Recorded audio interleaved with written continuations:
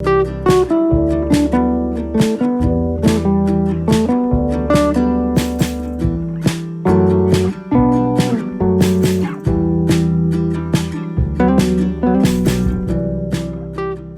a Comala porque me dijeron que acá vivía mi padre, un tal Pedro Páramo.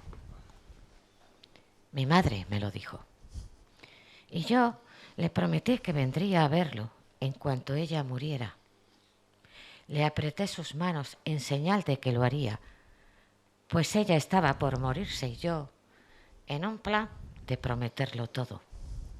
No dejes de ir a visitarlo, me recomendó. Se llama de este modo y de este otro. Estoy segura de que le dará gusto conocerte. Entonces no pude hacer otra cosa sino decirle que así lo haría.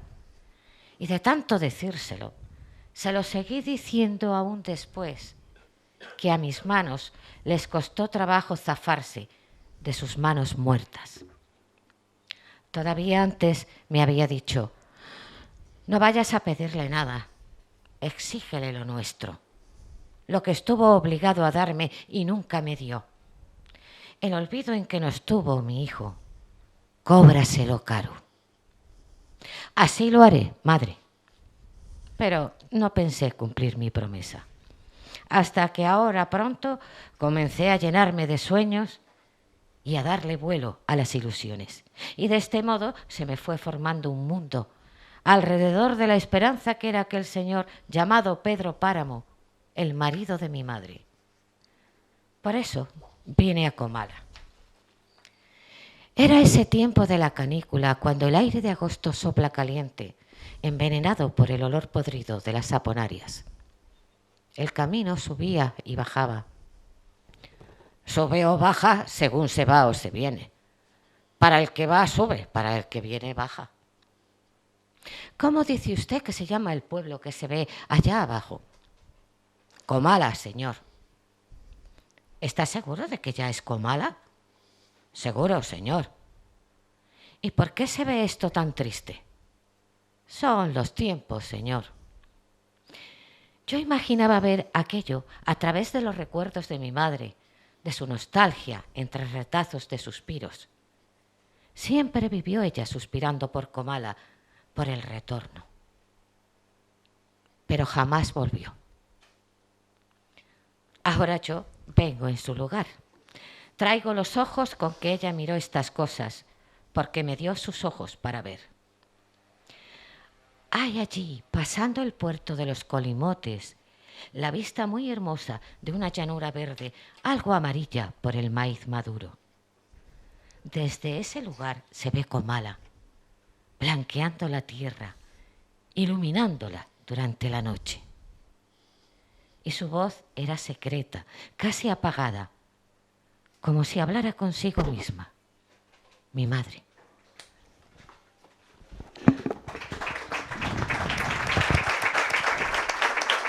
Buenas tardes. Los que estén llegando ahora, que busquen un sitito por ahí, y si no, que suban arriba y se bajen una silla. Aquí hay un sitio. Buena. Tenemos aquí a la primera mexicana, real, auténtica. Bueno, buenas tardes. Bienvenida, bienvenido. Es una alegría hoy tener en el tercer piso de Librería Proteo a tantos fantasmas, a tantos personajes reales que se están mezclando. Y no decimos fantasmas en el peor sentido en el que se dice aquí, eres un fantasma, no. Lo decimos esos fantasmas que dan peso y que dan sentido a nuestra vida, a la historia y sobre todo a las novelas que estamos hoy aquí celebrando. Hoy estamos celebrando a una novela, a un monumento de la literatura universal y sobre todo en castellano, sobre todo en español, que es Pedro Páramo, que se publicó en el año 1955 por el Fondo de Cultura Económica, que fue el segundo libro que publicó Juan Rulfo y que después publicó poco más. El primero, como sabéis, 3 años antes, fue El Llano en Llamas, que fue una colección de cuentos que puso a la gente diciendo, Dios mío, ¿esto qué es? Pedro Páramo, Juan Rulfo probablemente haya sido el escritor que con menos publicado ha alcanzado mayor gloria literaria. Que no quiere decir tampoco que alcanzara con la gloria literaria o un estatus como el de otros compañeros latinoamericanos un estatus social como pudo ser Gabriel García Márquez o el último ex de Isabel Preisler, Mario Vargas Llosa. Él estaba en otra. No digo nada en demérito de estos dos grandes escritores, Dios me libre. Pero lo que hizo Juan Rulfo, sobre todo con Pedro Páramo, fue, digamos que reinventar la novela moderna y atraparla y tomar, digamos, aliento de la más grande literatura que hasta entonces se había escrito, que era, como sostienen muchos críticos, la literatura en español del siglo de oro, que es la literatura que está en vigencia cuando los españoles llegan a Sudamérica y, bueno, pues haciendo algunas cosas que son más o menos cuestionables también, le legan una lengua y una manera de decir en su máximo apogeo. Y así se ha demostrado hoy en día, y desde hace ya muchos años, hace ya muchas décadas, la mejor literatura en castellano, sostengo yo, creo que sostiene la persona que está aquí a mi lado, que ahora os hablaré de él, porque hemos tenido que hacerla a estas horas, porque horas antes, horas después, se difumina, porque él es como los personajes de Pedro Páramo. Como decía, la mejor literatura que se hace en castellano se hace en Sudamérica. México es un sitio especial, por supuesto. Ya sabemos que Juan Rulfo es mexicano. Hoy iniciamos un ciclo que se llama Mi libro favorito, donde obviamente traemos a escritores a hablar de su libro favorito. Lo hemos colocado en esta especie de cosa mestiza, de club de lectura, quiero decir que ustedes pueden levantar la mano, intervenir y decir, porque les hago a muchos de ustedes lectores y fans de Pedro Páramo o de este señor, que todavía no he dicho ni cómo se llama, pero lo conocen ustedes y por eso están aquí. Que si te acuerdas. Me acuerdo todavía. Sí, madre, me acuerdo todavía.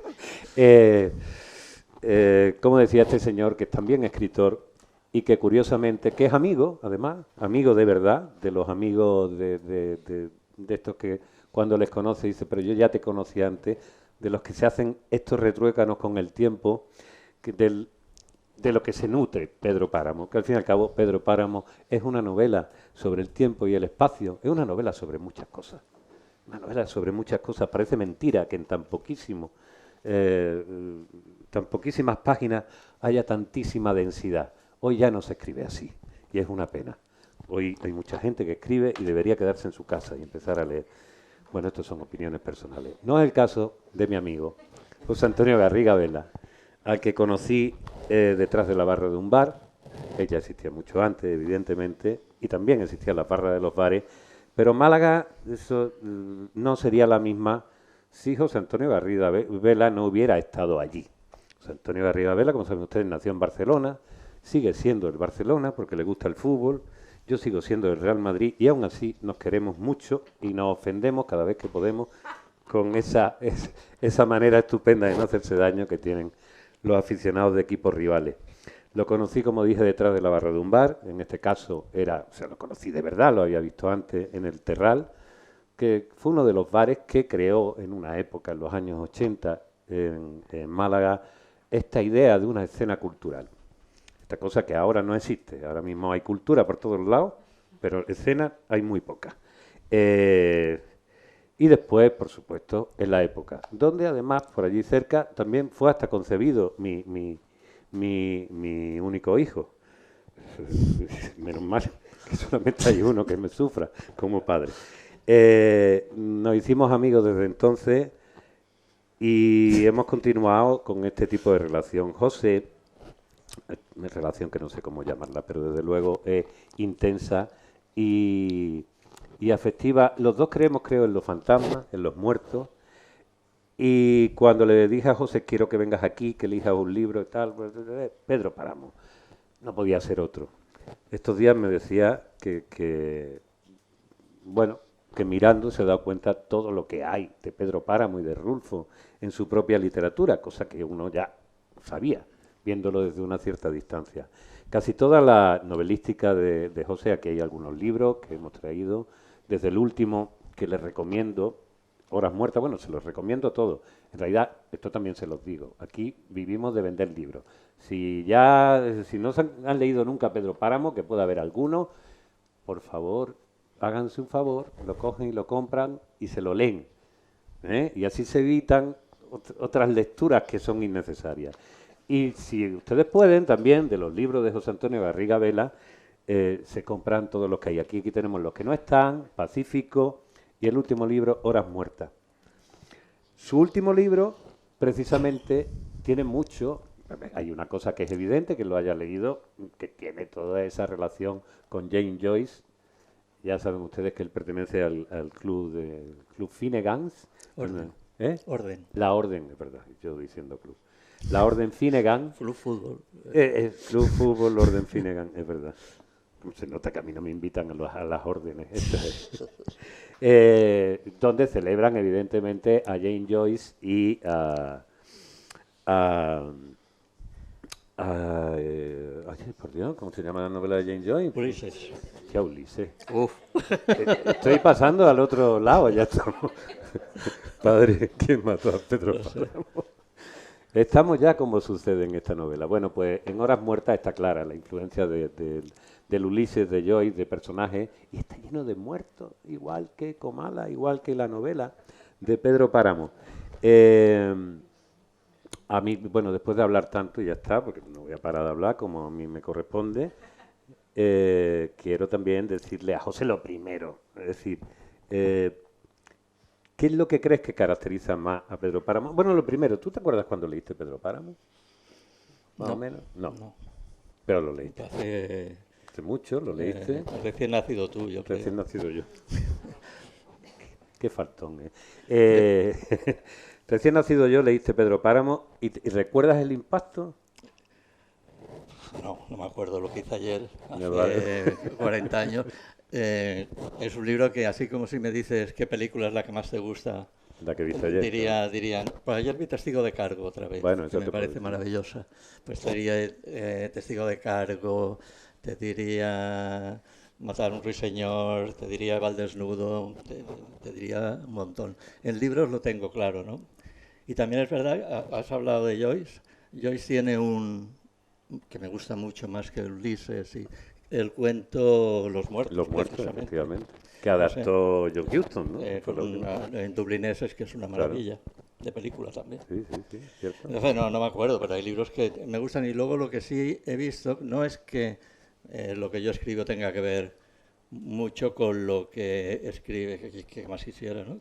Con lo que escribe Juan Rulfo, pero sí que en la manera de entender la literatura yo me he quedado asombrado porque es como si pienso igual, por ejemplo, en lo de la brevedad, cosa que a ti no es lo tuyo, pero bueno, la brevedad.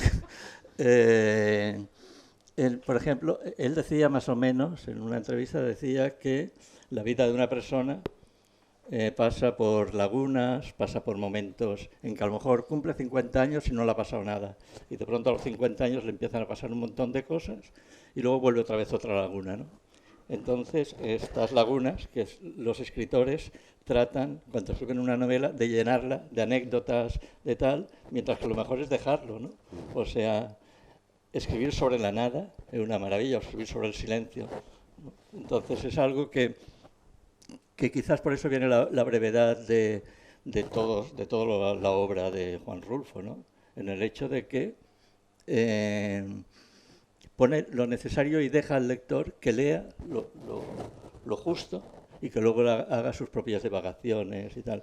En eso me parece maravilloso, eso lo explica él más o menos así, y a mí me parece genial. Y luego la mezcla que hay entre la vida y la muerte, entre la tristeza y la alegría, o sea, todo se puede ir entremezclando, ¿no? Y se entremezcla y a mí Pedro Páramo me parece. También Pedro Páramo es la historia de un cacique, ¿no? Claro.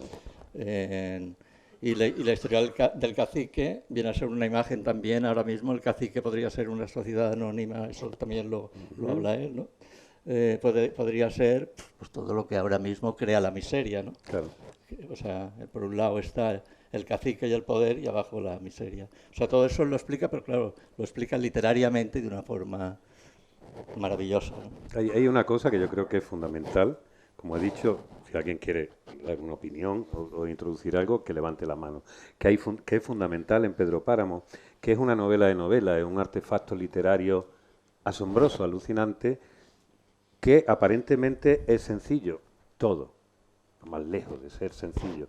El mismo Juan Rulfo decía que su novela había que leerla al menos 3 veces para pillarle el tranquillo, para darse cuenta, entre otras cosas, que empieza por el final, que al final vuelve al principio, que el tiempo no existe, que la vida y la muerte como tal la entendemos no existen, que en un libro donde están llenos de fantasmas, donde el protagonista, donde por un lado es la historia casi seminal de la literatura, es decir, la búsqueda de Ítaca, el regreso al lugar original, en este caso de Juan Preciado, que es el personaje que, como hemos visto en la lectura, en uno de los inicios más famosos de la literatura, la lectura que ha hecho Leonor, que nos leerá después unos cuantos fragmentos más, va buscando un padre. Va buscando un padre que le dijo, un padre que no existe, pero que aparece una y otra vez. Pedro Páramo está construido, como mínimo son 2 novelas, como mínimo. La novela de Juan Preciado, que va a buscar a su padre, y que cuando llega a Comala es una ciudad de muertos, cuando se entera que están todos muertos, le entra ya el canguelo y es el más cobarde, el único ser vivo aparente que existe en la novela, y acaba muriéndose de miedo y convirtiéndose en un muerto más. Y la novela de Pedro Páramo, lo que aconteció y sucedió a el padre, el cacique, como dice José, además haciendo además cosas muy difíciles, no solo cuenta lo que sucedía en aquella época, las guerras cristeras, la revolución, a partir de un cachito, de un lugar perdido.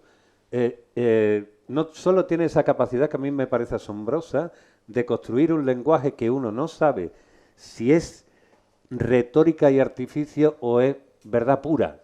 Porque hay algo que se le nota a Rulfo y es ese sentido del oído, del que hoy, tristemente también, muchas veces carece la literatura. Esa literatura que es literatura y a la vez parece que está sacada de lo mejor que pueden decir los seres humanos. Y, por supuesto, la celebración del idioma, que ya decíamos. Entonces, en ese ir, venir, volver, más otros cuentos entre medias que hay de cada personaje, se crea esta maravilla que es Pedro Páramo. En el centenario de su nacimiento se hizo una edición de Pedro Páramo que permitía leer la novela también de manera cronológica. Te iba, sobre todo en la edición digital, decía, la novela, el inicio cronológico de la novela es es decir, empezaría con Pedro Páramo vivo y terminaría ya con Juan Preciado yendo a Comala y muriendo al poco, directamente. Hay unas cosas que yo quiero también que escuchen en un momento determinado, y es la relación que tenía, es decir, ¿qué hay detrás de por qué Juan Rulfo cuenta esto? Hay un elemento importante que yo creo que tiene mucho que ver en tu literatura también, es la presencia del padre, la búsqueda del padre, o tanto como ausencia como con enfrentamiento, lo que sea, eso es lo que hace Juan Preciado.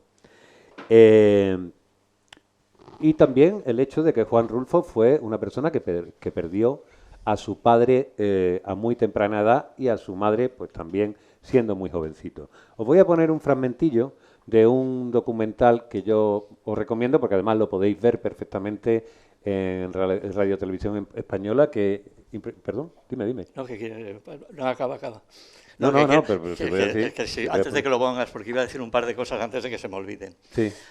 Una es una cosa muy curiosa que me pasó cuando tú me llamaste, es que si no se me olvida, me acabo de acordar ahora. Cuando me llamaste para que eligiera el libro y tal y cual y tal, y que ese día voy a coger el libro de Pedro Páramo de Juan Rulfo y pellizco el aire, No estaba nada, allí. no, un libro fantasma. Entonces, de pronto pego un salto y estaba durmiendo, pero soñé que cogía el libro de Pedro Páramo y el libro de Pedro Páramo no estaba. Exactamente igual que sucede en la novela de Pedro Páramo, en el momento en que va a tocar a algunos personajes y se le disuelven en la... Perdón. Sí, bueno, y luego otra historia también es que hay un diálogo brevísimo en la novela que yo creo que cuenta toda la novela. Para mí, Juan Preciado es un hombre muerto que recrea su vida. O sea, está muerto desde el principio como todos. O sea, todos están muertos. Inclusive la llegada a Comala. Todo están muertos, todos, bajo mi punto de vista. Y la frase que para mí recrea toda la novela, es cuando la madre le dice, han matado a tu padre, y él responde, ¿y a ti, madre, quién te ha matado? ¿Quién te ha matado? Yo creo que eso es, ahí ya te cuenta todo, ¿no? Luego todo es hablar sobre los que no están, ¿no? Sobre los vivos, los muertos, pero es que eso nos pasa a todos. O sea, yo creo que habla mucho de la soledad. Tiene 5 hijos, Juan Rulfo y tal, pero es un hombre que se siente solo o que disfruta de la soledad. Entonces yo creo que todos los que estamos aquí, o sea, yo ahora vivo solo y yo estoy constantemente con personas, estoy más tiempo con las personas que han muerto en la cabeza que con los que están vivos. Y de hecho tengo más relación con los muertos que con los vivos, porque no me gusta el teléfono, no como a ti, no me gusta tal, entonces no hablo, no me comunico porque estoy ahí en lo alto y no veo a la gente. Entonces, quiero decirte que en eso es en lo que me identifico con Juan Rulfo, ¿no? Es que si no se me iba. No. Joder, que yo hablo porque tú sabes que si hay silencio, yo me pongo nervioso y veo que la gente está esperando. Digo, ¿cómo lo controlo? Es que ibas a poner el documental. Digo, no, tienes razón. Vamos a esperar un momentito con el documental, aunque tiene que ver, son 5 minutillos, no creáis que es mucho. Ya que hemos sacado los fantasmas, también eso fue una cosa que yo sé que desde el principio, en las conversaciones que manteníamos, interminables, aparecía. Es decir, esa relación que hay y que mantenemos ambos con lo vivo y lo muerto, con lo fantasmagórico, con esa relación Tú, además, especialmente, conozco tu historia, porque la hemos contado muchas veces, bueno, que la cuentas cada vez de una manera distinta, ya también lo sabes. No, mi historia biográfica. La biográfica me refiero. En la cual tú, desde muy joven, también vive esa sensación de estar entre la vida y la muerte, y eso ya de alguna manera te condiciona. 9 meses. 9 meses, efectivamente. Pues era muy joven. Era muy joven. Sí. Lo sigue siendo, cariño. Eso Tú no tienes edad, porque no, y uno no sabe nunca además si José está vivo, está muerto, le han pasado cosas, ¿ves? Sí, es verdad. No, pero este muerto está muy vivo, que eso era una obra de teatro. Llegué a Málaga el año que se inauguró Prometeo. O sea, llegué en el 69. Ok. Oye, yo lo he visto ahora y ayer digo... Esto va para bingo. Este año un premio te lleva. No, y además tú tienes un poco la sensación, tienes esa memoria, porque cuando de niños o de muy jovencitos tenemos esta experiencia de que hay algo que sentimos que está allí, vamos a hablar ahora de muertos, de espíritus, pero que no se ve y que el resto de los adultos normalmente dicen, ¿qué cosas dice? ¿Qué? El resto de los adultos cuando dice, he estado aquí con un señor que ha venido y me ha hablado. No sé si a ti te pasó eso alguna vez, de ver fantasmas, de sentir fantasmas. No, te lo digo que vivo con ellos. Claro, sí, pero tú ya eres mayor y no tienes ninguna abuela que te diga, niño, está chalado, tú ya lo sabes. No, pero en mi casa se ha hablado siempre. ¿Tu casa? Ha habido una relación con la... Hombre, de hecho, he escrito... Lo que yo escribo está mal decirlo, porque entonces quita toda la imaginación, ¿no? Claro. Pero lo que yo escribo son historias que yo he vivido. Claro. O sea, lo que las adorne un poco, pero son cosas que... Entonces, en mi casa se ha vivido siempre con todos, o sea, como si estuvieran vivos. Y yo sigo así, quiero decirte, en Horas Muertas, yo, que me dedico a hacer guiones para teleseries, tengo a mi derecha a mi padre y a mi izquierda a mi madre, que me van dando ideas, y mi madre es quien me da la idea de Horas Muertas, del título.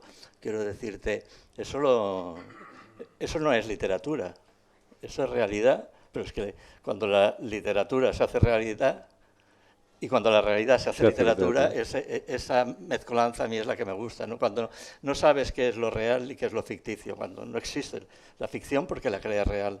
O sea, está claro que una novela es un conjunto de mentiras que acaban siendo verdad, pues efectivamente, o sea, tú tienes que convencer al lector de lo que a ti, de tu vida, ¿no? Me parece, espérate que me acuerde, algo que dice Juan Rulfo sobre Pues Juan Rulfo, de entrada, él hacía una distinción entre la literatura en castellano y la literatura inglesa y tal cual, ¿no? Y decía que, bueno, que en la literatura, sobre todo en la sudamericana, es muy importante la ternura de la vida, ¿no? La humanidad y tal, ¿no? O sea, no inventarse historias, sino hablar de sentimientos, ¿no? De hecho, él dijo, y ya acabo, no. Él dijo que, espérate que me acuerde más o menos, dijo, en Pedro Páramo están todos los sentimientos que puede tener una persona, ¿no? Y si hay algún sentimiento que no está, es que al linotipista se le ha caído el plomo y con la frase esta, ¿no? O sea, están todos los sentimientos ahí recogidos, ¿no? No es una aventura, no es una... la aventura se lleva adentro, ¿no? Es la voz de adentro la que está hablando constantemente. Da igual que esté vivo o esté muerto. En ese aspecto tiene mucho que ver también con tu literatura, y ya que estabas hablando de las horas muertas, voy a leer un poquito para que vean ustedes hasta qué punto existen esas concomitancias. El lenguaje no es el mismo, pero el espíritu es muy parecido. The Long Stone, capítulo 11 de la novela Horas Muertas de José Antonio. Cuando Thembury supo que mi padre era el protagonista de todas las novelas que yo había escrito y que también iba a serlo de la serie de televisión, clavó la mirada en mis ojos con semblante preocupado y citó el proverbio que había oído pronunciar a un indio navajo en la reserva de Monument Valley. Un hombre debe apartarse de la sombra del padre para encontrar la luz. Las palabras de Thembury me remitieron al episodio más triste y oscuro de la vida de mi padre. Después de abandonar la fábrica y transcurrir varios meses sin encontrar empleo, una noche llegó a casa cuando los demás ya estaban acostados. Al pulsar el interruptor de la luz, comprobó que habían cortado la electricidad y no lo pensó dos veces. Se precipitó a trompicones hacia el balcón del comedor, abrió los postigos y al asomarse a la calle maldijo vivir en el piso bajo, como si ya lo hubieran enterrado de por vida. Desde entonces pasaba los días observando tras el cristal de la ventana. La ciudad estaba en continuo movimiento, entre tanto él permanecía quieto y ensimismado. De noche se tendía en la cama, con los ojos abiertos, y escrutaba el techo, lo traspasaba con la mirada.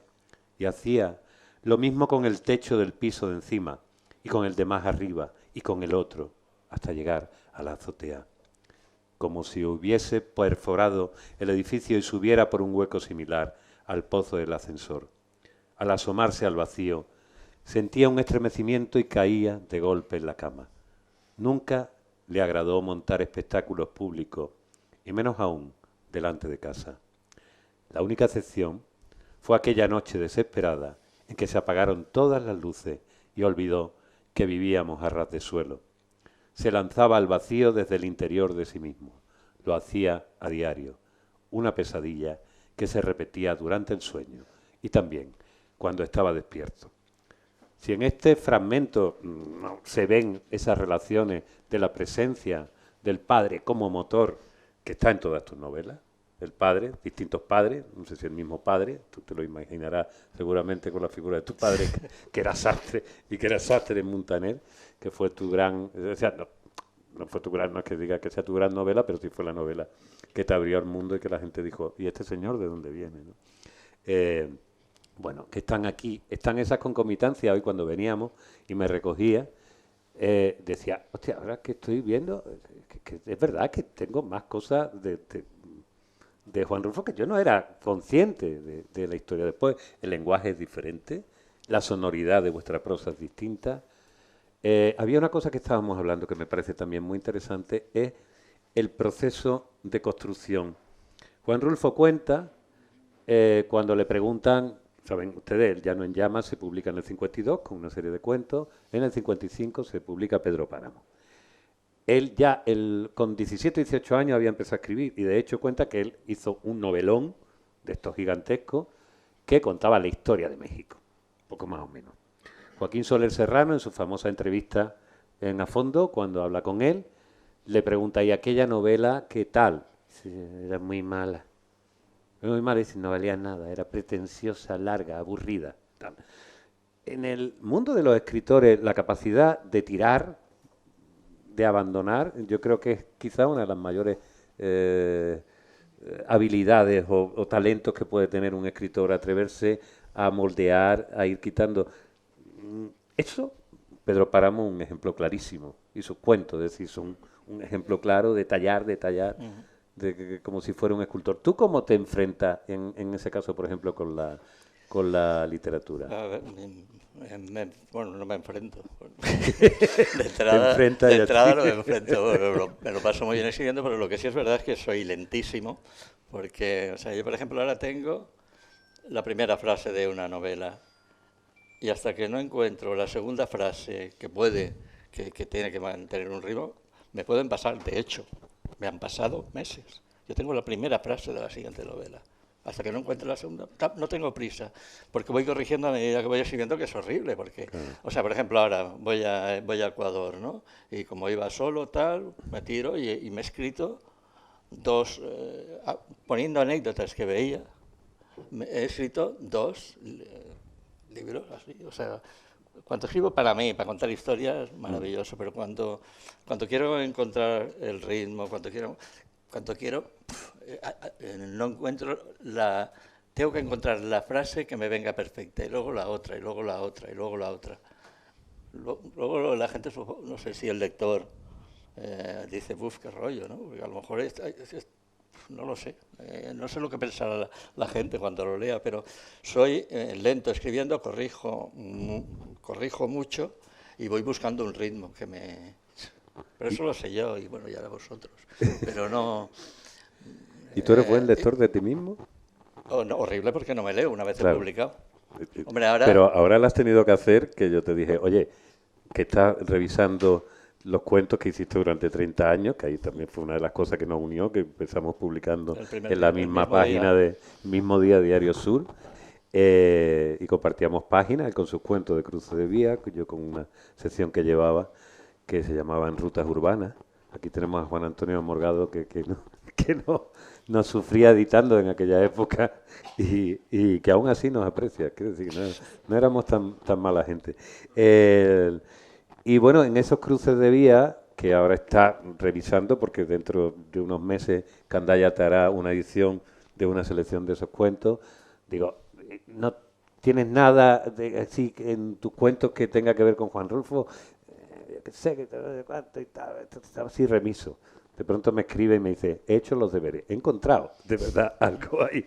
Y me mandó en uno de los cuentos, después ha ido encontrando más cosas, según me has dicho, ¿no? Y una frase de uno de sus cuentos que decía, y también en México fui a visitar al amigo más íntimo, Juan Rulfo, el hombre ensimismado que me enseñó a dialogar con los fantasmas.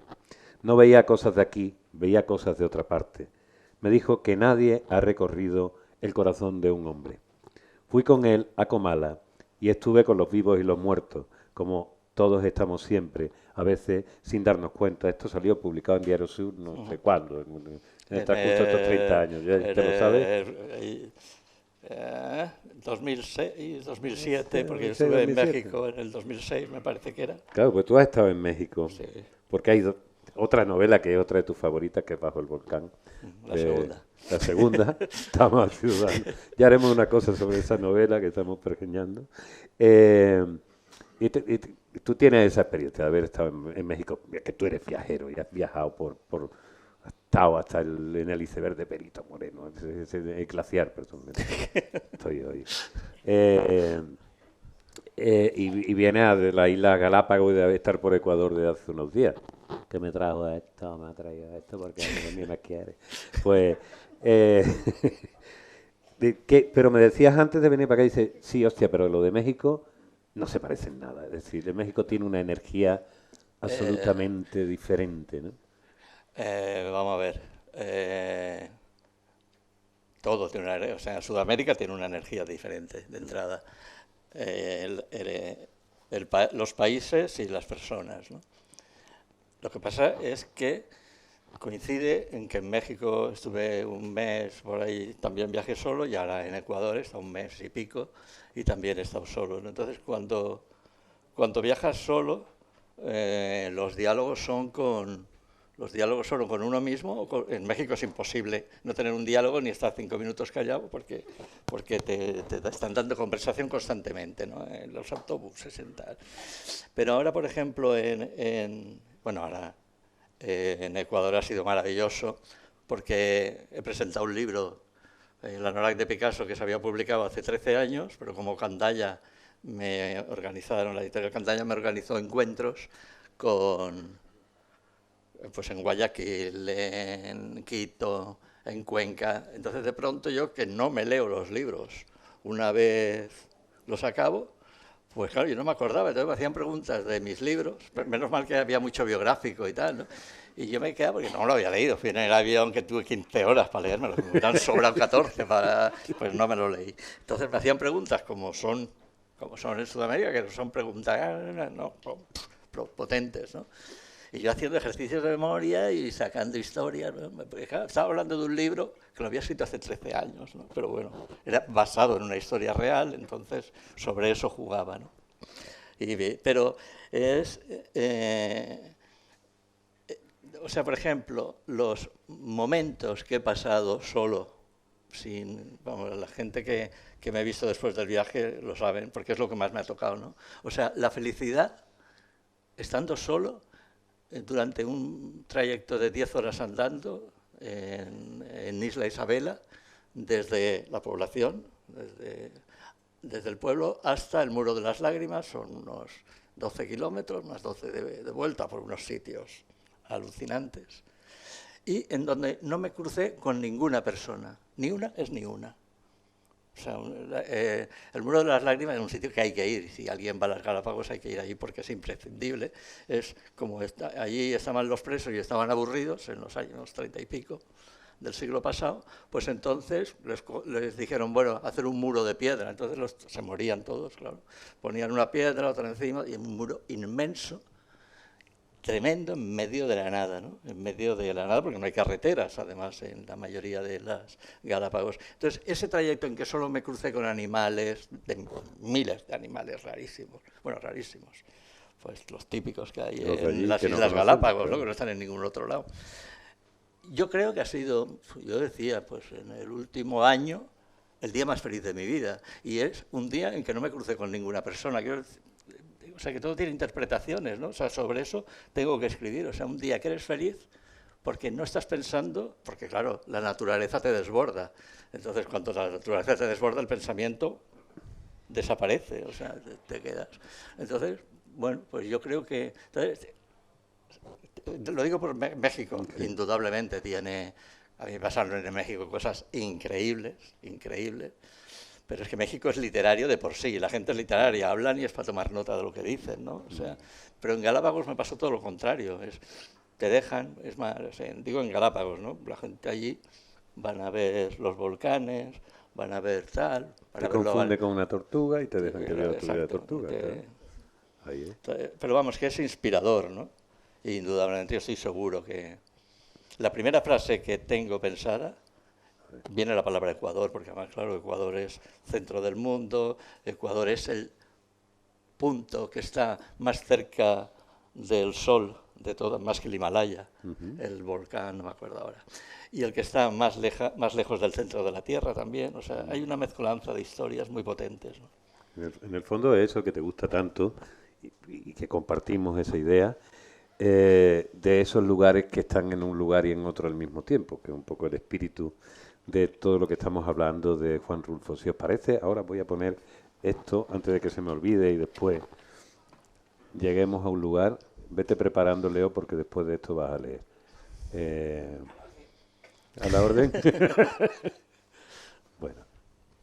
Esto es un fragmentito, como os decía, del documental que hizo su hijo.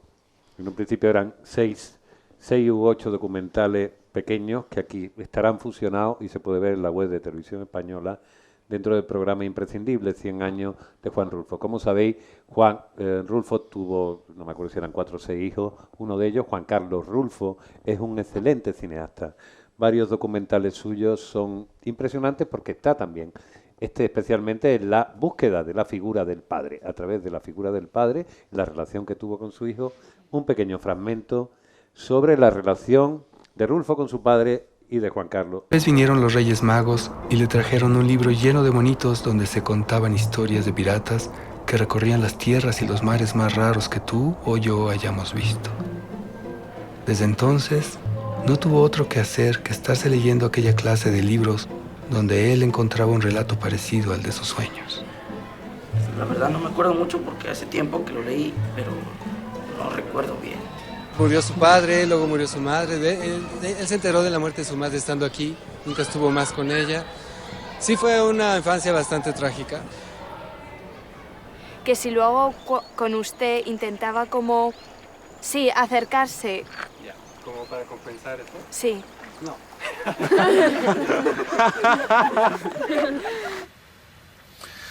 Bien, quedamos entonces en que en principio su familia era una familia acomodada, aunque perdió sus bienes en esa revolución.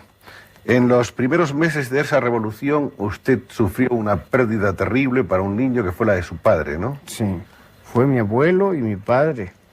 Los dos murieron en esa misma época. Y enseguida murió mi madre, a pocos años también. ¿Qué es aquí? Es una cruz de un señor Pamuceno Pérez Rulfo. ¿Qué pasó aquí? Le quitaron la vida. Y él aquí se encajonó en su caballo y el que venía atrás lo aprovechó. ¿Cómo se llamaba él? Guadalupe Nava. ¿Y por qué lo mató? I don't know.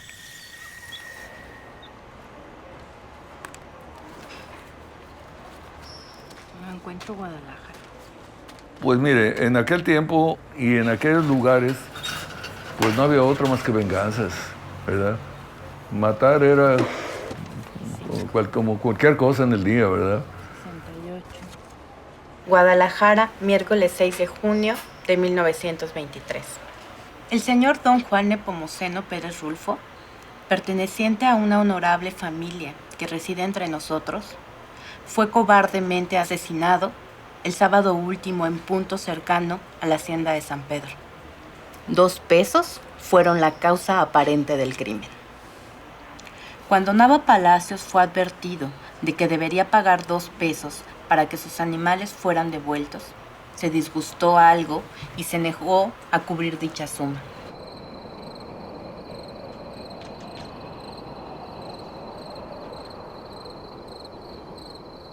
Guadalupe Terreros era mi padre. Cuando crecí lo busqué, me dijeron que estaba muerto.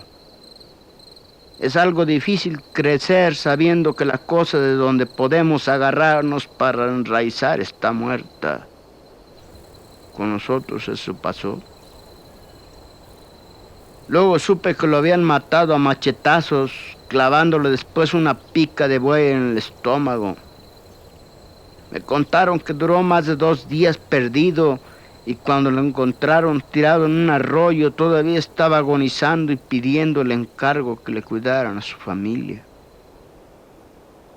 Esto con el tiempo parece olvidarse. Uno trata de olvidarlo. Fue muy fácil encampanarse a la Dolores. Si hasta le relumbraron los ojos y se le descompuso la cara. Perdóneme que me ponga colorada, don Fulgor. No creí que don Pedro se fijara en mí. No duerme pensando en usted. Pero si él tiene donde escoger, abundan tantas muchachas bonitas en Comala, ¿qué dirán cuando lo sepan? Él solo piensa en usted, Dolores. De ahí en más, en nadie. Ay, me hace usted que me den escalofríos, don Fulgor. Ni siquiera me lo imaginaba. Es que es un hombre tan reservado. Don Lucas Páramo, que en paz descanse, le llegó a decir que usted no era digna de él. Y se cayó la boca por pura obediencia. Ahora que él ya no existe, no hay ningún impedimento. Fue su primera decisión, aunque yo haya tardado en cumplirla por mis muchos quehaceres. Pongamos por fecha de la boda pasado mañana.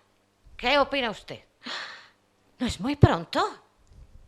No tengo nada preparado. Necesito encargar los ajuares. Le escribiré a mi hermana. ¿O no? Mejor le voy a mandar un propio, pero de cualquier manera no estaré lista hasta el 8 de abril. Hoy estamos a 1. Sí, apenas para el 8. Dígale que espere unos días. Él quisiera que fuera ahora mismo. Si es por Rosa Juárez, nosotros se los proporcionaremos. La difunta madre de don Pedro espera que usted vista sus ropas. En la familia existe esa costumbre. Pero además, hay algo para esos días. Cosas de mujeres, ¿sabe usted? Ay, cuánta vergüenza me da decirle esto, don Fulgor. Me hace usted que se me vayan los colores. Me toca la luna. ¡Oh, qué vergüenza! ¿Y qué? El matrimonio no es asunto de si haya o no haya luna. Es cosa de quererse. Y en habiendo esto, todo lo demás sale sobrando. Pero es que usted no me entiende, don Fulgor. Entiendo. La boda será pasado mañana. Y la dejó con los brazos extendidos, pidiendo 8 días, nada más 8 días. Que no se me olvide decirle a don Pedro, vaya muchacho listo ese Pedro, decirle que no se le olvide decirle al juez que los bienes son mancomunados. Acuérdate, Fulgor, de decírselo mañana mismo.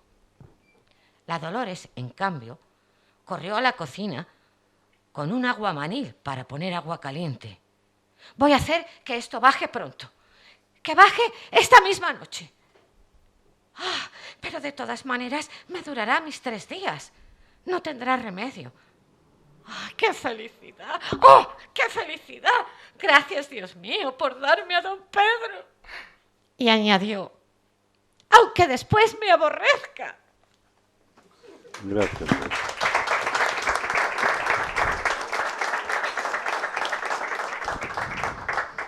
Leonor, también queridísima amiga y compañera desde los tiempos jóvenes que nos dedicábamos al teatro.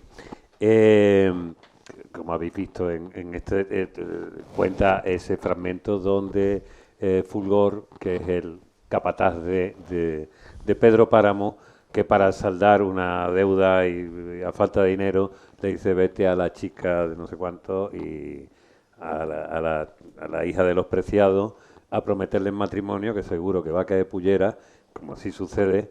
Le prometen matrimonio, pero básicamente lo que le vas a prometer es que su dinero vaya a ser mío. Y eso es lo que hace. Tanto Pedro Páramo como después su hijo, Miguel Páramo, uno de sus hijos, porque esta es como aquella novela de todo eran su hijo, directamente no sabemos cuántos hijos tiene Pedro Páramo dentro de Comala, y el que dudamos que sea su hijo es Juan Preciado, precisamente, el que menos parece su hijo. Pero bueno, de algún lugar habrá nacido. Como tú dices, ya viene muerto, pero es la voz que escuchamos. A mí me gustaría también leeros un pequeño, una cosa que me parece muy interesante. Creo que no las tenemos aquí, pero es un libro que merece la pena que ustedes busquen, que es el libro de las cartas de Juan Rulfo a su mujer, Clara Aparicio.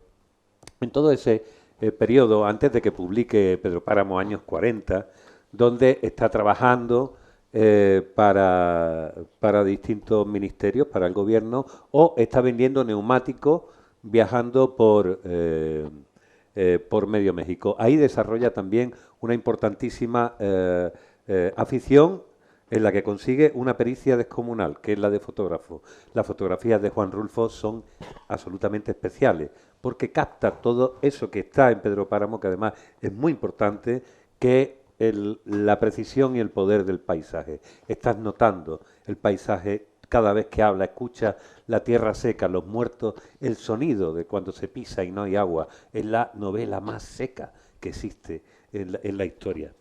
Sin embargo, este maestro de las palabras, enamorado de Clara Aparicio, que era un auténtico bombón, le escribe, que es verdad, sigue viva, ¿cierto? Aunque se muera igual. Aunque se muera. Tiene 94 años, creo ahora. Es cierto. México, enero 10 de 1945. Voy a poner alguna voz así, allí como tengo una amiga mexicana, después me pega el capón, pero es que no puedo hablar. El acento castellano andaluz no me sé. Muchachita, No puedo dejar pasar un día sin pensar en ti. Ayer soñé que tomaba tu carita entre mis manos y te besaba. Fue un dulce y suave sueño. Ayer también me acordé de que aquí habías nacido y bendije esta ciudad por eso, porque te había visto nacer. No sé lo que está pasando dentro de mí, pero a cada momento siento que hay algo grande y noble por lo que se puede luchar y vivir. Ese algo grande para mí lo eres tú. Esto lo he sabido desde hace mucho, más ahora que estoy lejos, lo he ratificado y comprendido. Estuve leyendo hace rato a un tipo que se llama Walt Whitman y encontré una cosa que dice: el que camina un minuto sin amor, camina amortajado hacia su propio funeral. Y esto me hizo recordar que yo siempre anduve paseando mi amor por todas partes hasta que te encontré a ti y te lo di enteramente. Clara, mi madre murió hace 15 años. Desde entonces, el único parecido que he encontrado con ella es Clara Aparicio, alguien a quien tú conoces, por lo cual vuelvo a suplicarte le digas me perdone si la quiero como la quiero y lo difícil que es para mí vivir sin ese cariño que tiene ella guardado en su corazón. Mi madre se llamaba María Vizcaíno y estaba llena de bondad, tanta que su corazón no resistió aquella carga y reventó. No es fácil querer mucho. Tú, Juan. Esto es para que veáis un poco cómo es la forma de dirigirse, o sea, la importancia del padre y la madre de un niño que es huérfano, que busca a sus padres. Disculpa además de los mexicanos, por favor, esta cosa que supongo que es como un norteamericano haciendo de andaluz y esas cosas. Bueno, disculpa.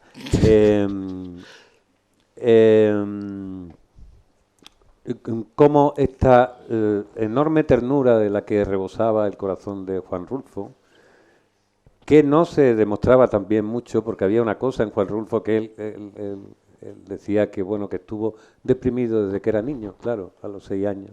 Te dicen, tu padre se ha muerto, tienes unos efectos, y cuando tienes 13, tu madre también, como dice aquí, le reventó el corazón.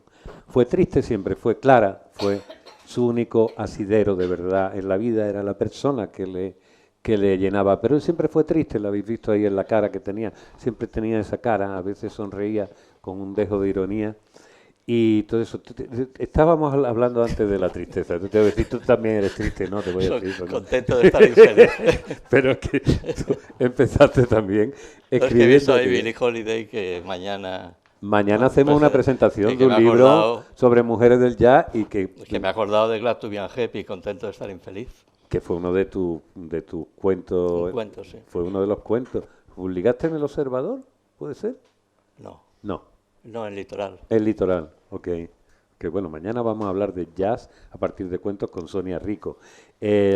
¿Cuál de los libros que tú tienes? Porque Los que no están es un libro que su propio nombre parecería que sería como Pedro Páramo, entre paréntesis, Los que no están. Porque es un libro que habla de los que no están, ¿no? Ajá. Directamente. ¿Cuál es el que tú crees de todos ellos que tienen más influencia o estás como el jamón entreverado de buen tocino todos tus libros? Perdón, el que tiene... El que tiene más Rulfo o el que tiene más Páramo. No, más Rulfo ninguno. El que tiene más... el que habla más de la muerte, todos. Todos, quizás todos. Quizá, no lo sé, todos. En esta además tú haces una cosa que siempre hiciste, me acuerdo cuando empezaste a escribir el cruce de vía, que prácticamente pues, muchas cosas se dirimían allí cuando estabas tú detrás de la barra de la época, ahí en calle Gómez Payete, un sitio que llamaban el Club de los Poetas Muertos, como vosotros recordáis algunos. Los que nos querían hacer daño. No, tristes, tristes. Ah, de los poetas tristes, ¿verdad? Sí. Pero es que estaba Mesa Toré, o sea, quiero claro, decir, también, sí. Estaba Mesa Toré, que claro, rivalizaba él estaba allí a disgusto, poniendo copas, pero queriendo escribir poemas, no estaba allí para... Entonces, pero cuando yo estaba procuraba que no... No, era un magnífico ya llevaba, era muy magnífico porque por eso me fui a la mierda como barman, porque invitaba más de lo que cobraba. Me acuerdo. Entonces, claro, y era como si estuvieran en casa los clientes, venían, la primera pagaban, pero la segunda les invitaba, entonces, en fin. Tú con que fueran a verte, pero hay que recordar que aquello no duró tantísimo tiempo, fueron como 3 años, ¿no? Más o menos, que duró la época. Sí. Hasta que fui a la India, volví de la India y... Y dijiste, nunca más me pongo detrás de la barra. No, me encerré a escribir Montaner. Claro. Me encerré. Y, bueno, y aparte de que ya llevaba... Bueno, no, fue por eso, porque, claro, la historia de los bares me permitía tener todo el día libre para escribir o para hacer lo que quisiera, ¿no? Entonces... Oye, yo quería también que aquí los lectores de Rulfo y de Garriga interviniesen, preguntasen, opinasen, nos insultaseis libremente, o sea que todo esto tenemos micrófonos para que lo hagáis, no para que lo arrojéis, para que lo digáis. Nadie está muerto. Has dicho lo de la tierra seca, yo he estado toda la mañana trasplantando. Claro. Y con tierra seca. Y entonces tengo los ojos totalmente irritados. Después nos van a enseñar a decir irritados. No, en serio. Es decir, ¿quién ha leído aquí Pedro Páramo? Vamos ahí, que esto es a corazón abierto, no se puntúa. Ahí hay una mano. Muchísimos lectores de Pedro Páramo. ¿A Garriga Vela quién le ha leído? No, está ahí así. ¿Quién considera que Pedro Páramo de verdad es una obra maestra? Oye, que también hay, que muchas veces decimos, esto es una obra maestra y la gente dice, a mí me pareció un coñazo. ¿Alguien? Bien, coñazos. Obras maestras. Bien, vamos a empezar. Obras maestras. Vale, casi todo. ¿Coñazo? Un coñazo, bien. A usted le quiero escuchar, por favor. No hace falta ni que me lo argumente, con que me diga. Yo tengo esta edición de Pedro Páramo, comprada con las pegatinas de librería Prometeo. Valía 75 cuando estaba pesetas, en la plaza del teatro. Valía 75 pesetas, comprada en 1972. Leída hace 50 años, más de 50 años. O sea, menos de 50 céntimos. Estamos... Y bueno, ¿y por qué le parece un coñazo? Porque creo que la leí en aquel momento, vale, pero no me acordaba de nada de ella. Vale. La he releído para venir hoy aquí. La he acabado de leer haciendo un gran esfuerzo esta mañana. Y a mí me parece que es como un puzzle desordenado, incluso con piezas que creo que no pertenecen a ese puzzle. Okay. A mí me parece una obra supervalorada. Sobrevalorada, sí. Sobrevalorada. Ajá. Y, por ejemplo, me he entretenido en tomar nota de palabras, el vocabulario de esa obra, y es increíble, increíble. Todas estas son palabras que yo no tenía absolutamente ni idea, con un sonido, cada una de ellas, muy musical, muy curioso, pero que no tiene nada que ver con el lenguaje que nosotros utilizamos, ni con palabras que nosotros conozcamos, pero que en una obra tan corta haya toda esta cantidad de palabras de las cuales yo no tenía ni idea, es una cosa que me ha llamado mucho la atención. Yo me fijo mucho en el vocabulario de las obras. Y valoro muchísimo, más que el contenido, la historia, la calidad literaria de la misma. Aquí hay trozos de mucha calidad literaria, pero como novela me ha aburrido enormemente. Me ha costado un gran esfuerzo leerla, la verdad. Pero lo he hecho como ejercicio para venir aquí y oírles a ustedes. Bueno, ¿cómo se llama usted? Juan Antonio. Gracias, Juan Antonio. ¿Alguien que...? Ve ahí las manos, yo ya estaba viendo que iban... Pero perdonadme que hay manos aquí, pero yo quiero, aunque no tenga nada que ver, espera, antes Félix, que te veo ya lanzado, que va a ¿Tú eres capaz de responderle, ya que estamos hablando de un lenguaje determinado, que creo que esta es la mayor... Eso es lo que me ha picado. Eso es bien. Bueno, diles a todos que no te conozcan quién eres. Bueno, soy Yolanda Tobar, nací en México, me eduqué allí, pero hace 44 años que vivo en España y 38 por ahí en Málaga.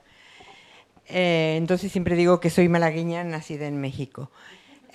Como este señor, pues leí Pedro Páramo, no recuerdo si en el bachillerato o no sé, en todo caso en el siglo pasado. Y lo he releído, aunque no he terminado, no me dio tiempo de terminar, lo he releído cuando me enteré que se iba a hablar de Pedro Páramo y tal. A mí, a diferencia de usted, pues me ha llevado a mis orígenes, ¿no? A mis principios, precisamente el lenguaje, todas esas palabras, no todas las conocía, porque él habla muchas palabras de uso en el campo, por ejemplo, y yo soy rata de ciudad, siempre lo he sido.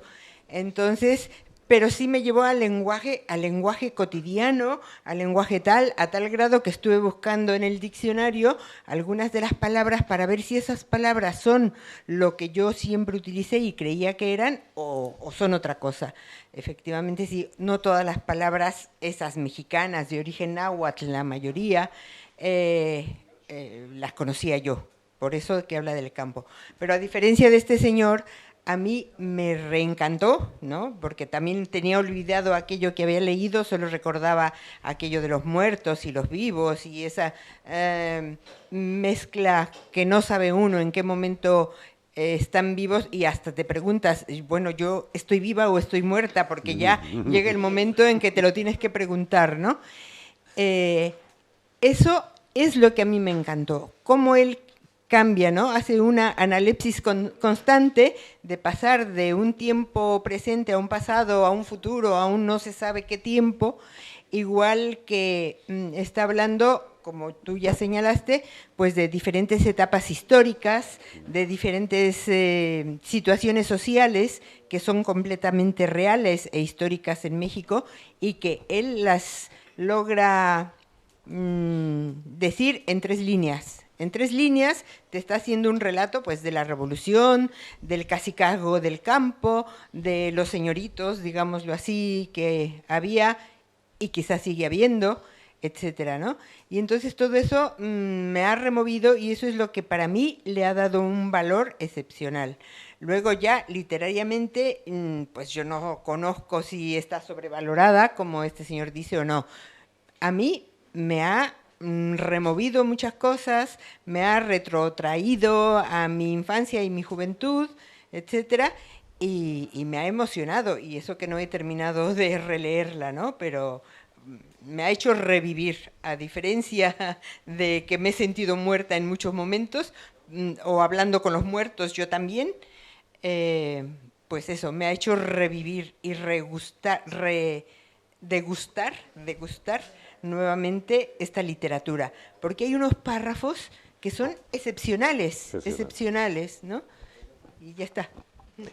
Bueno, o sea, ¿qué puedo decir? Eso. Hay una cosa que sí me gustaría, ya que eres mexicana, aunque malagueña, y mujer, porque claro, es una película donde se habla, bueno, el tema de película que curiosamente a Pedro Páramo le han hecho varias adaptaciones y ninguna está ni de lejos a la altura de esto. Y curiosamente, todo lo que ella ha dicho sobre el montaje de Pedro Páramo, que es un montaje, tiempo, pasado, futuro, que está engastado, que este señor considera que no logra su cometido, básicamente el origen del lenguaje cinematográfico. Quiero decir, que olvidar que eso ya lo hacía la literatura, lo hacía Cervantes, ya desde hace muchísimo tiempo, lo hacía el barroco español, tiempo donde estamos, etcétera, etcétera. Ese manejo a mí realmente me parece lo más interesante porque además te revienta la expectativa y cuando te das cuenta del juego, de pronto dices, ay, joder, es que esto tiene una intención. Yo no creo que sea desordenado, pero bueno, para gustos colores, esto es pero lo que le decía de la mujer, está refiriendo una época donde la mujer es usada de la manera más bárbara posible, para quedarse con su dinero, para hacerle un hijo, para violarla y tal. Curiosamente, el personaje central del que se habla, que es, digamos, el icono del cacique, del que por derecho hago, robo, mato, hago lo que quiero, es un hombre que vive enamorado de una mujer a la que no puede poseer jamás, que está enloquecida y que representa directamente el estado constante, al estar loca, que es Susana, entre la vida y la muerte, que quizá el ejemplo es como hay, o yo he creído ver, hay una especie como de venganza hacia una cultura que en aquella época no es que sea masculina, no es que sea heteropatriarcal, es que es brutal y machista directamente. Y donde la mujer, sin embargo, cuando lees Pedro Páramo, y por eso les quería leer ese pequeño fragmento de carta, se ve el amor que siente realmente cuando se manifiesta Juan Rulfo hacia una mujer que lo ha sido todo en su vida, que le ha dado sentido, que habla de la madre, la pérdida de la madre, y hasta que no vuelva a encontrar a ella no tiene... Sí, me parece que eso está en la novela, en un momento donde no había ni Me Too, ni había una llamada cultural precisamente, y México, tú lo sabes mejor que nadie, se vanagloriaba de los hombres muy machos, siempre fue así, ¿no? Y sigue siendo. No sé si tú esa lectura ahora al verlo la tienes, es decir, que hay una reivindicación dentro de... ¿Perdón? Ah, bien, bueno, bien, estupendo, yo me callo. Se han olvidado la pregunta. Persona. Venga, quien sea. Vicente, que no viene ayer, darle el micrófono. ¿Qué tal? Buenas tardes. Voy a cambiar un poco el tercio, José Antonio. Y quería preguntarte una cosa que igual te resulta extraña, pero en mi cabeza ha estado muchas veces y ahora parece que es momento oportuno de preguntarla. Yo no soy escritor, seguramente soy, como decía aquí el presentador, de los que seguramente no deberían escribir, pero escribo más como paciente que como escritor. Pero gran parte de mi vida me he dedicado a husmear por las ciudades. Me he dedicado a husmear por ciudades, por mirar por los rincones y por las esquinas, y siempre me han quedado algunas preguntas de las ciudades que he tenido que trabajar en ellas, me han quedado preguntas. Y hay una cosa en Málaga que nunca la he preguntado, pero yo creo que ahora sí me apetece preguntarla, y es cómo se incrusta en esta ciudad, que yo también vengo, no he nacido aquí, vengo desde otro país con 6 años, cómo se incrusta la obra de James Joyce, la obra de Páramo, la obra de Rulfo, la obra de Malcolm Lowry, cómo se incrusta en esta ciudad, ¿de dónde viene eso? Porque uno no espera nunca, cuando uno se pone a bucear esta ciudad, nunca se espera que estas cosas estén incrustadas en esta ciudad. Nunca lo espera. Uno no espera que este hilo conductor, este hilo literario, este hilo de pensamiento, este hilo de de hablar con los muertos, como tú dirías, entre comillas, aparezca en esta ciudad y aparezca con tanta pose intelectual y fuerza creativa. Y no sé el origen de eso, de dónde viene, ni sé cómo se ha incrustado. Y yo, por eso te pregunto, que igual la pregunta que te hago es más una preocupación mía o un interés mío, que a lo mejor tú te quedas acá, pero me gustaría preguntarlo. Creo que este es el momento que yo debía preguntar esta pregunta, así que si te apetece bucear en esta pregunta, encantado. Muchísimas gracias. O sea, ¿qué tiene de literario, podríamos decir? ¿Cómo hay gente, escritores, como vosotros, como otra gente, que han empezado a trabajar, han empezado a engancharse en la obra de estos autores? No es normal que James Joyce esté enganchado en Málaga, que Joyce yo tenga una referencia con Málaga. ¿De dónde viene esa referencia con Málaga? ¿Por qué? ¿Por qué? ¿Cómo nace? Podía ser enganchado en otros sitios, podías haber enganchado en otros autores, en otras tendencias, en otros hilos conductores, pero aquí vamos a reconocerlo, que aquí hay un hilo de pensamiento natural seguramente minoritario, pero potente. Es minoritario, pero muy potente, muy fuerte. que tiene que ver con estos autores que he nombrado. ¿De dónde viene esto? Si es que alguna vez lo has pensado, por eso pregunto. ¿Qué? Si es que alguna vez lo has pensado, no lo sé. La verdad es que no lo he pensado porque, entre otras cosas, yo no conozco, o sea, la gente que lee, indudablemente, da igual donde estén, nos encontramos en un mundo, si coincidimos en gustos, ¿no? Entonces, yo, por ejemplo, tiene mucho que ver, y además tiene mucho que ver con esta librería también, tiene mucho que ver en mi pasión por la literatura, Antonio Linares, ¿no? El profesor que tuve en Los Olivos con 15, 16 años, que cuando en otros colegios, o yo venía de Barcelona, se leían los libros típicos, él nos hacía leer historias que eran totalmente autores que tú me estás mencionando ahora, ¿no? O sea, y luego cada uno va tirando por donde sea. Yo aquí me he enterado luego que hay también con Joyce, con Joyce, mi historia viene a raíz, bueno, yo me leí el Ulises hace muchísimo tiempo, me gustaba Joyce, pero sobre todo dublineses, entonces es una cosa personal, un trato mío personal con la literatura, ¿no?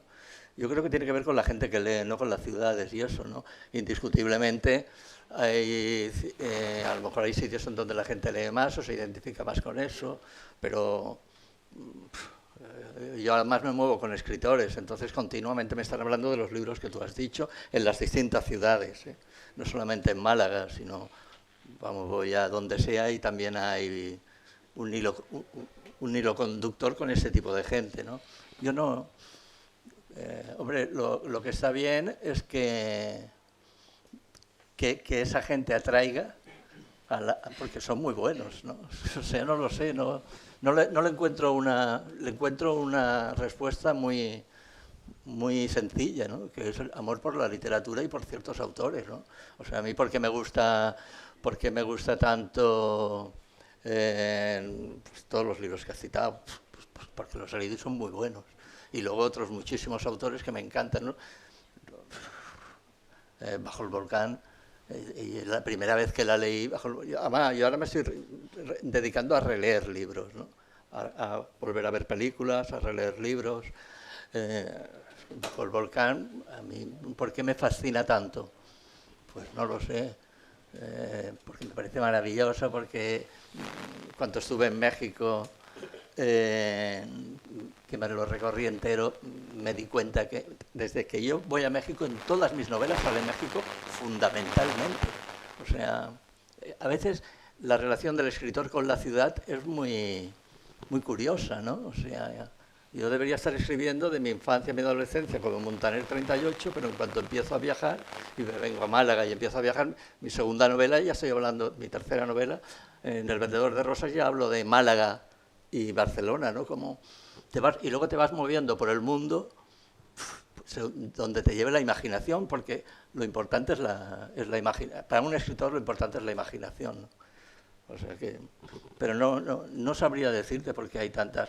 Por ejemplo, en el Club Finnegan's, que estamos pues de Málaga, Antonio Soler y yo, de fuera, pues Enrique Vilamatas, de México Jordi Soler, Eduardo Lago, que está en Nueva York.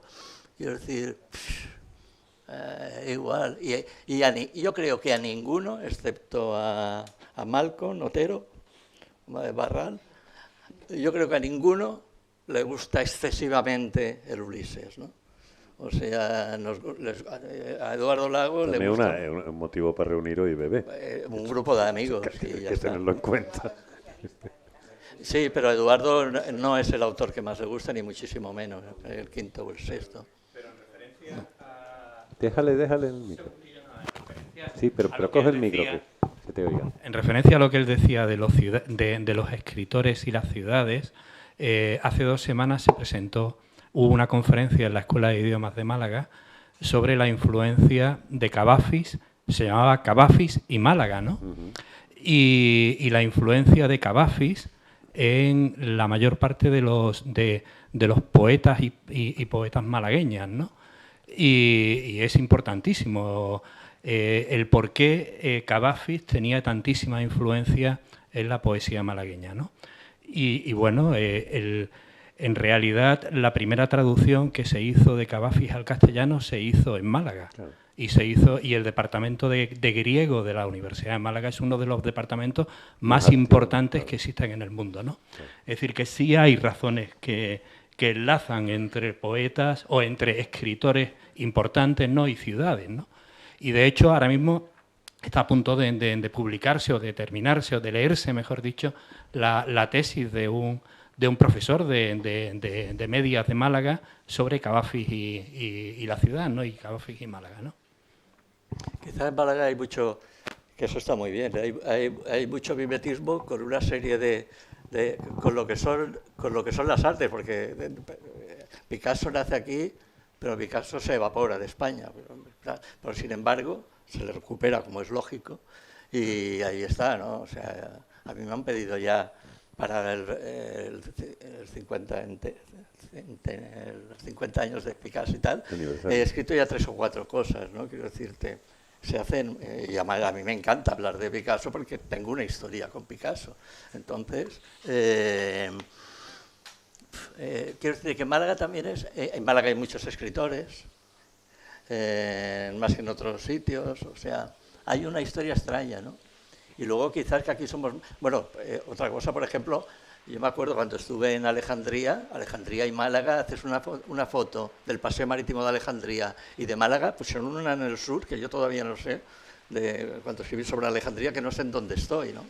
O sea, no sé, la foto si es de la Malagueta o es de Alejandría, ¿no? Quiero decir, no sé, cuando hablo de mimetismo quiero decir que Málaga invita a las buenas relaciones, ¿no? Entonces, pues, aquí hablas de cualquier tema, de cualquier autor y todo el mundo se pone a hablar de ese autor, lo conoce y tal, pero en otros sitios no tienen ni idea, ¿no? A lo mejor hay algo extraño, ¿no? Y el mar, la entrada. Ciudades mediterráneas, ciudades de encuentro. Efectivamente. Luis Mari quería hacer algo. Sí, Félix. Yo leí Pedro Páramo y me ha alegrado oíros decir, porque es la tercera vez que estoy con él, y va más, o sea, me está gustando más que en la ocasión. La primera lo detestaba, me sentía en la obligación de querer volver a leerlo y de sacarle algo, ¿no? Y lo hice después de ver en el programa Imprescindible, en la entrevista a Juan Rulfo, y yo saqué estas pequeñas conclusiones que creo que es lo que echo de menos en la contraportada de este libro, que me ayudará a pensar qué voy a encontrar. Yo decía, si quieres, verás reflejado el alma de México, la estructura social, sus temores, la combinación entre lo místico y lo mundano, la muerte como el centro de la vida y la forma como se afronta por los miedos. Para mí eso es un poco el resumen de Pedro Páramo, ¿no? Y entonces yo no recomendaría nunca este libro a una persona que no sea muy lectora, porque me parece que va a acabar detestando la lectura, ¿no? Entonces yo creo que quizás esa sea una de las claves que las personas que nos gusta leer tenemos que, antes de recomendar una obra, analizar someramente la persona que nos pide la recomendación o a la que le hacemos la sugerencia, y le decimos, si no es muy lector, quizás darle una lectura más fácil, donde pueda avanzar de una manera con menor esfuerzo. Qué duda cabe que Pedro Páramo tienes que volver sobre muchos párrafos, tienes que tirar páginas atrás, e incluso el problema que tiene es que, como nadie lee, o yo no creo que nadie lo lea de un tirón, necesitará al menos 3, 4 sentadas, ¿no? Probablemente cuando has llegado a la segunda no te acuerdas muy bien de la primera, es una dificultad añadida, ¿no? Por lo tanto, yo creo que es una obra que hay que recomendar, pero que hay que elegir muy bien a la persona a la que se le recomienda, que sea un lector que ya tenga detrás un bagaje importante. Gracias. Buena apreciación. Hay otro. Yo quería volver a Pedro Páramo. Dinos el nombre, por favor, si no te importa. Luis, me llamo Luis. Luis. Quería decir sobre el rompecabezas y el puzzle que Rulfo tenía en su casa un montón de folios sobre Pedro Páramo y los tenía repartidos por allí y no sabía cómo ensablarlos. Entonces llegó su amigo Juan José Arreola, que fue un gran escritor mexicano, menos conocido, pero uno de los grandes escritores de la historia de la literatura en lengua española, y le ayudó a montarlo. Y esa es la manera que él escribía, y los cuentos lo reflejan, y en cierto modo Pedro Páramo se puede leer como una acumulación ligeramente desordenada, si se quiere, de los cuentos o del tipo de cuentos que él escribía. Y yo también la he leído ahora, la he vuelto a leer ahora, tenía una vaga sensación de que era una obra que lo único que me había dejado era un regusto de tristeza y de soledad, sin acordarme de ningún otro detalle, como pasa con tantas otras cosas que uno lee, ¿no? Que lo más que queda es una especie de aroma, ¿no? Y ahora, una de las lecturas que me parece posible, yo creo que es una gran obra literaria, ¿no? Tal vez no exactamente una novela, ¿no? Hablamos de novela, pero aunque cada novela puede tener su propio género, ¿no? Y esta tendría un género propio. Pero eso es una cuestión académica en todo caso. Pero una de las lecturas posibles es una lectura, no tanto que haya una transición entre lo vivo y lo muerto, ¿no? Entre los vivos y los muertos, sino que es una, como decías tú, José, una obra escrita desde la muerte. Muchos artistas reivindican que para hacer arte hay que estar muerto, ¿no? No es algo que sea desconocido como afirmación. Y yo tengo la impresión que una lectura aceptable de la novela es una especie de venganza hacia la vida desde la muerte. Todos están muertos, incluyendo a Juan Rulfo, naturalmente. Pero hay una especie de satisfacción en estar muerto. De hecho, en la novela, en Pedro Páramo, hay, por lo menos que yo la he vuelto a leer ahora, si no, por supuesto, no me acordaría en absoluto, que yo recuerde ahora de esta lectura reciente, hay dos momentos de risa. Hay que recordar que Juan Rulfo, que aparece ahí como un hombre muy serio, muy compungido, las cosas que se dicen de él, el retrato de sus amigos de la época es que era un hombre, no digo divertido, pero sobre todo era un mentiroso. Le gustaban mucho las mentiras.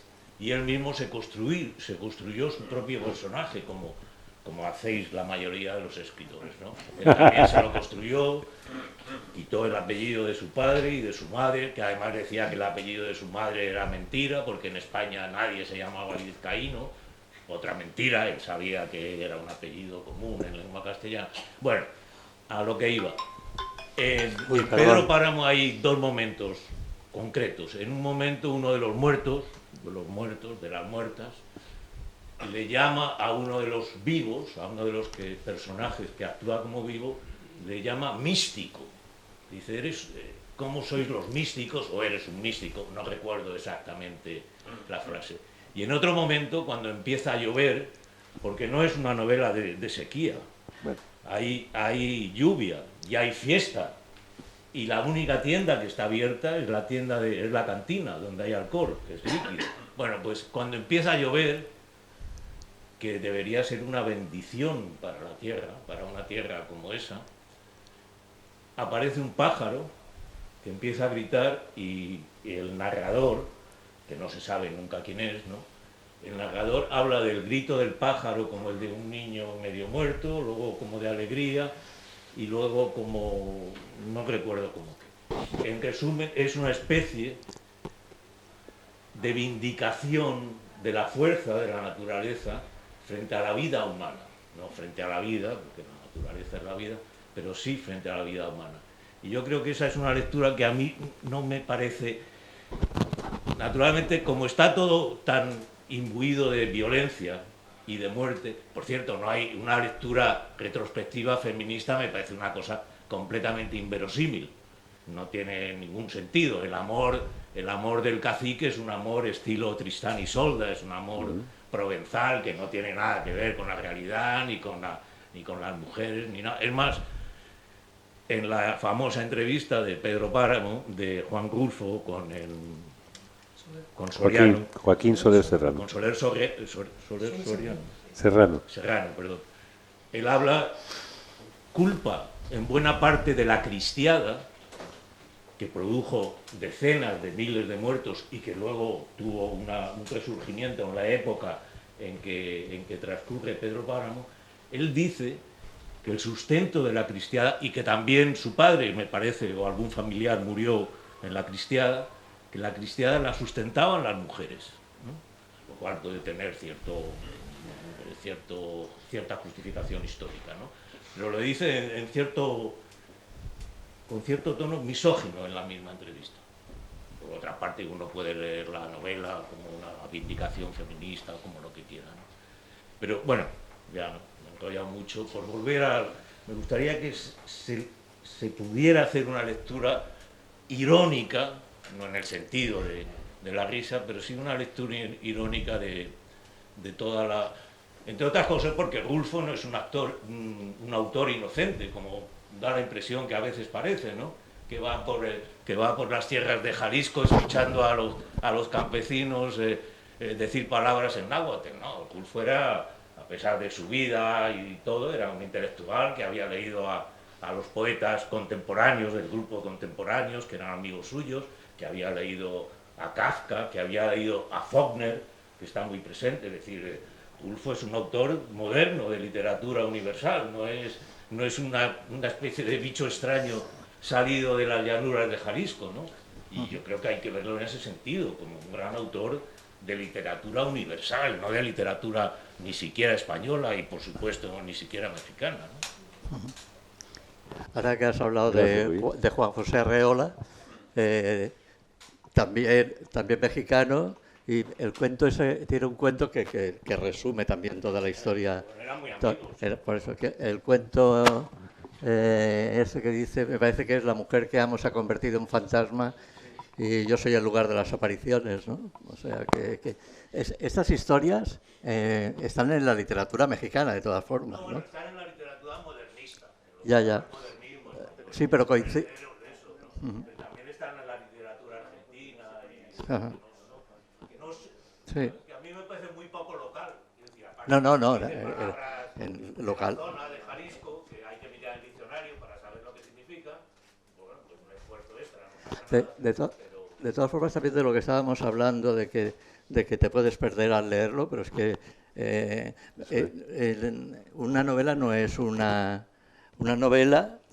película que va por secuencias, ni tiene que guardar un orden cronológico en donde, o sea, es lo que dice Rulfo, o sea, te puedes pasar años sin que te pase nada y de pronto se concentra todo. Pues ahí van pasando gente, van pasando los muertos y va contando cada uno su historia. Da igual amar los muertos, da igual que sea antes que después, porque el tiempo no existe. Entonces el tiempo de la novela tampoco existe, bajo mi punto de vista, ¿no? O sea, sino que te vas ahí andando como vamos por la vida normalmente, al menos ciertas personas, los que no se levantan a tal hora, tal y tal. Yo voy, vuelvo, vengo, me entretengo, tal. Volando voy, volando vengo. Claro. Por el camino yo me entretengo. Hay algo que está claro, vamos a tener que terminar aquí, antes de que Leo lea el último párrafo, para quedarnos con el aroma de Juan Rulfo, con el aroma de José. Cada persona, una cosa vale la pena, independientemente de lo que pensemos de ella, cuando uno es capaz de proyectar lo que siente dentro de su corazón en ese lugar. En ese sentido, la novela de Juan Rulfo lo permite, incluso con nuestros rechazos o con nuestras maneras de verlo. Todo lo que creo que hemos dicho aquí hoy y las cosas que ahora, si queréis, en el gallo ronco, para seguir con una cosa un poco mexicana, enfrente podemos seguir con ya, porque ahora ya esto tiene calorcito, hace falta que bebamos y que tengamos la cantina. Le voy a pedir a Leonor que lea el último párrafo de la novela.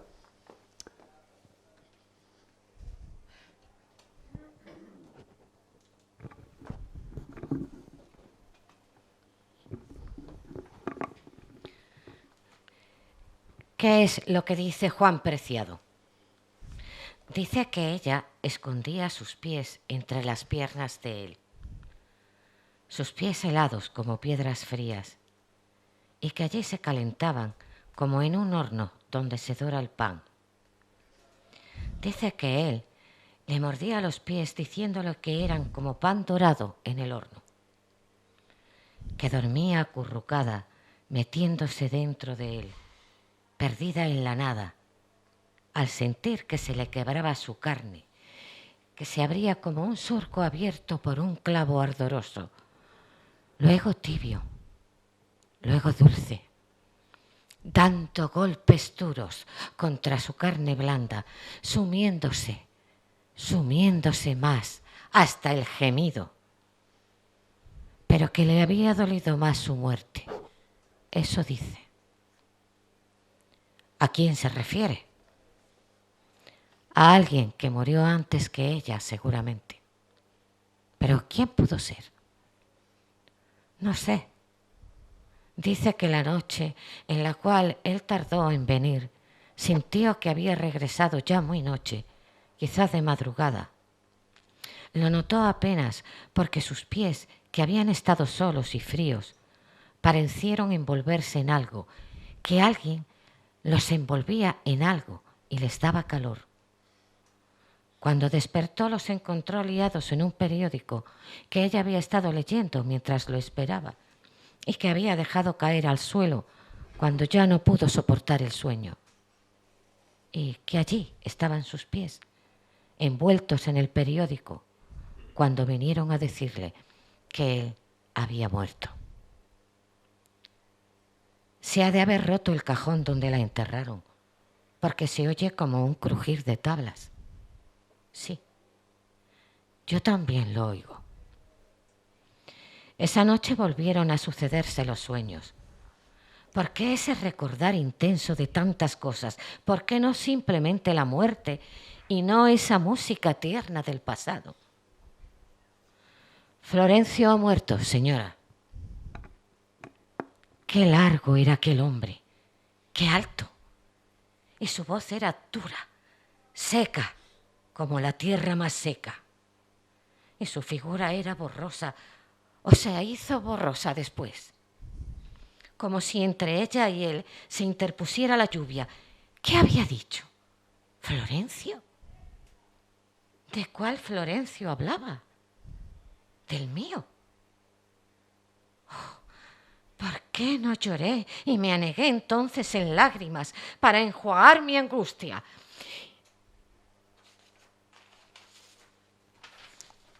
Señor, tú no existes. Te pedí tu protección para él, que me lo cuidaras, eso te pedí. Pero tú te ocupas nada más que de las almas. Y lo que yo quiero de él es su cuerpo, desnudo y caliente de amor, hirviendo de deseos, estrujando el temblor de mis senos y de mis brazos, mi cuerpo transparente suspendido del suyo, mi cuerpo liviano, sostenido y suelto a sus fuerzas. ¿Qué haré ahora con mis labios sin su boca para llenarlos?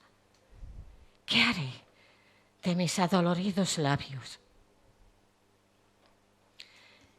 Mientras Susana San Juan se revolvía inquieta, de pie, junto a la puerta, Pedro Páramo la miraba y contaba los segundos de aquel nuevo sueño que ya duraba mucho. El aceite de la lámpara chisporroteaba y la llama hacía cada vez más débil su parpadeo. Pronto se apagaría. Si al menos fuera dolor lo que sintiera ella, y no esos sueños sin sosiego, esos interminables y agotadores sueños, él podría buscarle algún consuelo. Así pensaba Pedro Páramo, fija la vista en Susana San Juan, siguiendo cada uno de sus movimientos. ¿Qué sucedería si ella también se apagara cuando se apagara la llama de aquella débil luz con que él la veía? Después salió cerrando la puerta sin hacer ruido. Afuera, el limpio aire de la noche despegó de Pedro Páramo la imagen de Susana San Juan. Ella despertó un poco antes del amanecer, sudorosa. Tiró al suelo las pesadas cobijas y se deshizo hasta del calor de las sábanas. Entonces su cuerpo se quedó desnudo, refrescado por el viento de la madrugada. Suspiró y luego volvió a quedarse dormida. Y así fue como la encontró horas después el padre Rentería, desnuda y dormida.